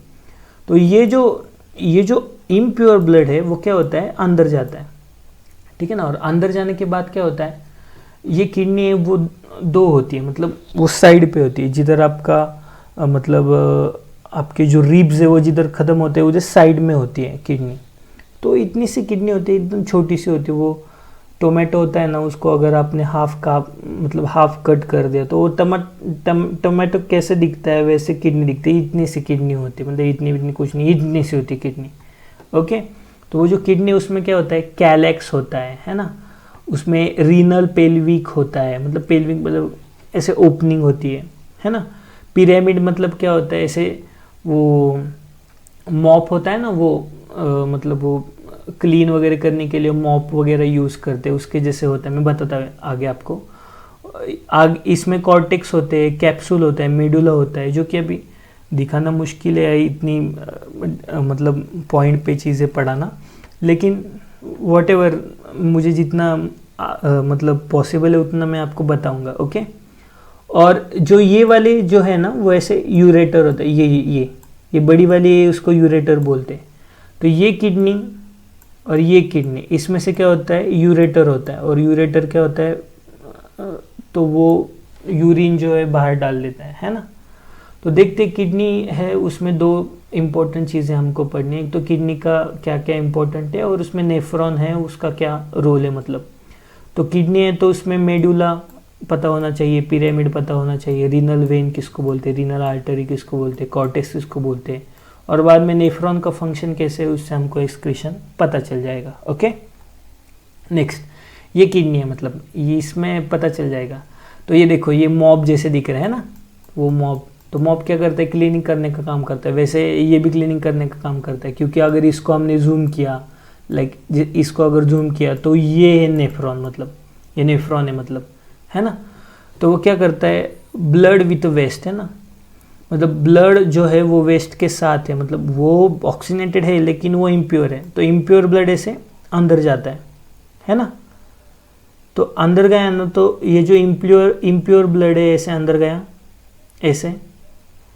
तो ये जो ओपनिंग है ऐसे, मतलब वो जैसे स्नेक जैसे दिख रही है, कुछ तो खा रहा है ऐसे, तो उसको बोलते हैं ग्लोमेरुलस, उसको बोलते हैं बोमन्स कैप्सूल। बोमन्स नाम के साइंटिस्ट ने उसका मतलब इन्वेंशन किया था, तो उसकी वजह से उसका नाम दिया उसको बोमन्स कैप्सूल। तो क्या होता है, इम्प्योर ब्लड अंदर जाता है, इधर बहुत सारे कैपिलरीज होते हैं। मतलब हम जैसे कुछ तो मतलब जैसे चाय डालते वक्त हम ऐसे प्रेस करके करके चाय निकालते हैं, और जो बचा कुचा होता है वो बाहर फेंक देते, चाह जो भी चाह पाउडर वगैरह कुछ भी बचा है वगैरह। वैसे जो ग्लोमेरुलस है उसमें बहुत सारी कैपिलरीज होती है। अगर ब्लड हमने अंदर डाला तो ऐसा प्रेस करते रहता है। तो प्रेस करने के बाद वो जो ग्लोमेरुलस है ऐसा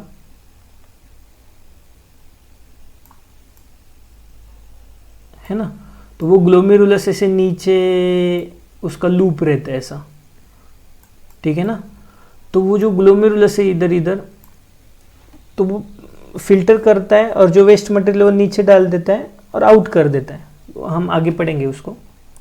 तो देखो ये एक नेफ्रॉन है, मतलब ऐसे मिलियंस ऑफ नेफ्रॉन्स होते हैं, मतलब ये बहुत सारे नेफ्रॉन है इधर इधर इधर इधर इधर, ये बहुत सारे, इसको पिरामिड बोलते हैं। ये जो झाड़ू जैसे दिख रहे हैं ना, ये मॉब जैसे दिख रहे हैं, उसको पिरामिड बोलते हैं। इसके अंदर बहुत सारे नेफ्रॉन होते हैं। तो इसके हम एक नेफ्रॉन देखेंगे, क्योंकि nephron is a basic filtration unit of blood. मतलब पूरी किडनी ब्लड फिल्टर करती है, मतलब कौन करता है बेसिकली तो नेफ्रॉन करता है। ओके। सो ये जो नेफ्रॉन है उसमें हम देखेंगे कि ये बोमन्स कैप्सूल है ना, इसको बोमन्स कैप्सूल बोलते हैं, बोमन्स कैप्सूल।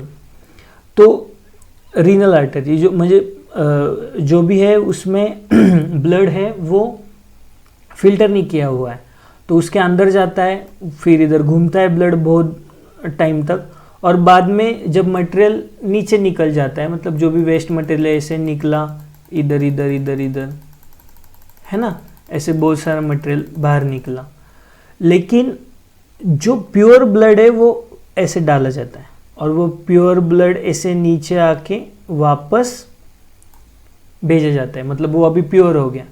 लेकिन ये जो पार्ट है, मतलब ये जो पार्ट है येलो वाला, इसमें क्या हो गया, कुछ अच्छी चीज़ें भी चली गई, मतलब प्रोटीन, फैट्स, कार्बोहाइड्रेट्स, सब बुराई थोड़ी डिस्टिल होके बाहर निकला, कुछ बुरी भी चीज़ें, मतलब कुछ अच्छी चीज़ें भी बाहर निकली जाती है। तो इसकी वजह से क्या होता है, कभी कभी बॉडी में बहुत असली वाला कैसा होता है, ऐसे बहुत सारी कैपिलरीज उस पर पड़ी रहती है कि अगर इधर कोई प्रोटीन मिला तो कैपिलरी उसको पकड़ती है, वापस ब्लड में डालती है। तो ऐसे ऐसे सब खींचते रहते हैं ना। तो क्या होता है कि ये जो ब्लड है, मतलब ये जो ब्लड के कंपोनेंट है वो ऐसे घूमते रहते हैं, फिर ये लूप, फिर आगे जाके लूप कम होता है, मतलब उसका जो थिकनेस है वो छोटा हो जाता है। तो क्या होता है, और डिटेल में से खींचने के लिए वो उसको इजी हो जाता है कि अगर सिर्फ यूरिन ही बाहर निकालना है, तो अगर उसमें प्रोटीन चला गया, फैट्स चला गया, कार्ब्स चला गया, विटामिन चला गया, तो उधर से कैपिलरी आती है, खींचती है, बाहर निकल लेती है, और ऐसे करते करते जो पूरा लूप है वो लूप में वो खींचते रहते हैं। और बाद में, सबसे बाद में, जो येलो ऐसा पूरा घूम के, तो बाद में क्या होता है, सबसे लास्ट में सिर्फ यूरिन ही बचता है, मतलब सब प्रोटीन, फैट्स, कार्बोहाइड्रेट्स उसने निकाल लिए, और जो यूरिन है वो सब यूरेटर में जमा हो जाता है, और वो यूरेटर से यूरेथ्रा, और यूरेथ्रा से बॉडी के बाहर हम यूरिनेशन को जाते हैं, तो मतलब यूरिन निकलता है। क्योंकि जो नेफ्रॉन है वो ब्लड में से जो यूरिया है वो बाहर निकालती है, और जो प्योर ब्लड है वो वापस भेजती है, जो अभी ऑक्सीनेटेड भी है और प्योर भी है। और जो बचा हुआ मटेरियल था उसमें कुछ प्रोटीन, कुछ फैट्स, कुछ कार्ब्स, विटामिन, मिनरल अच्छे भी थे, इसलिए वो नेफ्रॉन का लूप था, वो लूप में से उसको टाइम मिला खींचने के लिए, तो बहुत सारी कैपिलरीज ने वो अच्छा वाला मटेरियल खींच लिया। और ज़्यादा से ज़्यादा वेस्ट प्योर हो, मतलब वेस्ट भी प्योर होना चाहिए, तो वो प्योर यूरिया ही बाहर निकले, हमारा अच्छा मटेरियल बाहर मत जाइए, नहीं जाना चाहिए, इसलिए वो कैपिलरीज एब्सॉर्ब कर लेते हैं, और लूप पूरा होने के बाद जो यूरिया है वही सिर्फ यूरेटर में जाके हम यूरिनेशन को जाते हैं। ओके, सो ग्लोमेरुलस क्या करता है, हाई प्रेशर कैपिलरी बेड, मतलब वो ऐसा, ये जो बोमन्स कैप्सूल है ना, ऐसे ये बोमन्स कैप्सूल है, मतलब तो बोमन्स कैप्सूल में क्या होता है, ऐसा सब ग्लोमेरुलस, मतलब सर सब कैपिलरीज होते हैं, तो ब्लड इन, इधर ब्लड घूमता है, उस पर प्रेशर पड़ता है, और अच्छा वाला ब्लड बाहर निकल के जाता है, और जो बाहर थोड़ा थोड़ा ब्लड या कुछ तो प्रोटीन, फैट्स अंदर निकल गए, तो फिर उसमें कैपिलरी, जैसे कैपिलरी उसको लेके फिर कलेक्ट करते करते वो वापस जो यूरिया बचता है वो फिर हमको यूरिनेशन में जाके हम बॉडी से बाहर निकल देते हैं। ओके, तो हम देख लेते हैं, मतलब अभी तक हमने डाइजेशन पढ़ा, हमने रेस्पिरेशन पढ़ा, अल्वियोलाई, हमने हार्ट पढ़ा, मतलब ट्रांसपोर्टेशन सिस्टम पढ़ी, हमने एक्सक्रीशन पढ़ा, किडनी एंड नेफ्रॉन। अभी कुछ रियल वीडियो देख लेते हैं। ओके, तो रियल में हार्ट रियल कैसे होता है वो देखते हैं।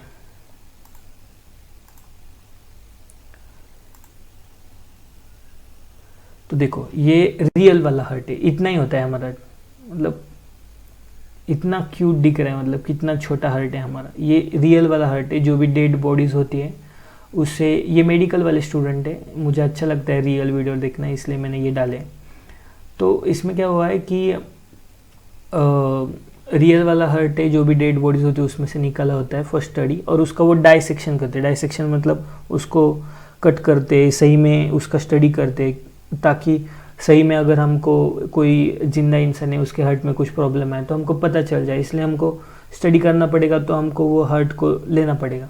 तो ये हार्ट है, तो आप देख सकते हैं कि ये जो अभी हाथ लगा है वो है एट्रियम, जो बड़ा वाला है वो है वेंट्रिकल, ये छोटा वाला उसने हाथ लगाया वो है एट्रियम, और ये जो इस साइड पे ये है ventricle. Atrium, ventricle, atrium, ventricle. Okay, ये जो बड़ी वाली दिखाई दे रही है, ये बड़ी वाली वो है एवोर्टा, और ये जो छोटी वाली दिखाई दे रही है वो लंग्स के पास जाती है। मतलब वो अभी हाथ डाला उन्होंने ना, तो वो जो बोट डाला है ना वो इधर खुलते हैं, मतलब इधर, तो इसका मतलब है कि एवोर्टा है वो। और ये जो है इसमें अगर उंगली डालते हैं तो वो इस साइड पे निकलती है, तो इसकी वजह से हम पता चलता है कि वो लंग्स के पास जा रहे हैं। ओके, तो वो डाइसेक्शन करके दिखाता है कि एक्चुअली कैसा होता है अंदर। तो आप देख सकते हैं कि ऐसे स्ट्रिंग जैसे है ना, मतलब दोहरा होता है वैसे स्ट्रिंग जैसा मटेरियल है, उसको वाल्व्स बोलते हैं। मैंने बोला ना वो सिर्फ एक ही जगह पे जाते हैं, है ना। तो आप ज़्यादा प्रेशर दोगे उसके अंदर, अभी ये अच्छा वाला हार्ट है, इसके अंदर कुछ फैट वगैरह नहीं है। फैट वाला देखेंगे ना, जैसे येलो कलर का सब हार्ट के अंदर आता है, तो फिर वो ब्लड ट्रांसपोर्ट नहीं होता, फिर हार्ट ख़राब हो जाता है आपका, ठीक है ना। तो इसकी वजह से ज़्यादा फैट ऑयल खाना नहीं चाहिए, मतलब। ओके, तो आप देख सकते हैं कि है ना, ये जो स्ट्रिंग जैसे दिख रहे हैं ना, उसको वाल्व्स बोलते हैं। वो वाल्व्स की वजह से वो प्रेशर मेंटेन रहता है, और वो वाल्व्स इतने स्ट्रांग रहते हैं कि हम ऐसे बोर्ड से अगर उठा ले हार्ट को पूरा तो भी वो उठ जाता है। मतलब देखो, वो वाल्व्स बता रहे थे ना, ये जो सैग जैसे दिख रहे हैं ना रेड कलर के, वो वाल्व्स है। मतलब वो वाल्व्स में से हमें सीखने वो एक ही डायरेक्शन में जाता है, वापस नहीं आता है। Okay, this is real hurt.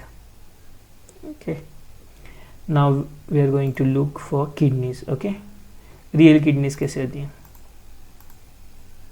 तो देखो, एक किडनी है कि मतलब कितनी सी दिख रही है वो किडनी, कितनी छोटी होती है किडनी। ओके, हम क्या सोचते हैं इतनी बड़ी होगी, वो इतनी सी होती है किडनी। तो अगर किडनी को हम काट के देखें तो मैंने बोला ना, वो अगर हम किडनी को ऐसे डाइसेक्शन करें किडनी का और ऐसे खोल ले तो वो टोमेटो जैसे दिखते हैं। हम जब टोमेटो को कट करते हो तो कैसा दिखता है, वैसे दिखती है वो। ओके, जो वाइट वाला मटेरियल है, ओके, आइडेंटिफाई करना है हमको, है ना। ये जो वाइट वाला मटेरियल है उसको कॉर्टेक्स बोलते हैं ना, और ये जो दिख रहा है ये झाड़ू झाड़ू है ना, वैसे ऐसे ऐसे दिख रहा है, मतलब है ना। कलर लेता हूँ मैं, ये जो दिख रहे हैं ये वाले एक एक छोटे छोटे, ये छोटे छोटे, ये वाला छोटा छोटा, वो है पिरामिड, वो मॉब नहीं क्या, वो हमने देखा था, वो सफाई जैसे दिख रहा है, वो मॉब है ना। और ये जो जगह है, ये वाली जगह है, ये वाली जगह, ये वाली पूरी जगह, ये वाली, इसमें सब नेफ्रॉन होते हैं। तो वो मॉब क्या करता है, वो नेफ्रॉन को देता है और बाद में अंदर से ऐसे पूरे वो कलेक्ट होते हैं, बाद में एक यूरेटर नीचे जाता है और फिर वो यूरिन को बाहर निकालता है। ओके,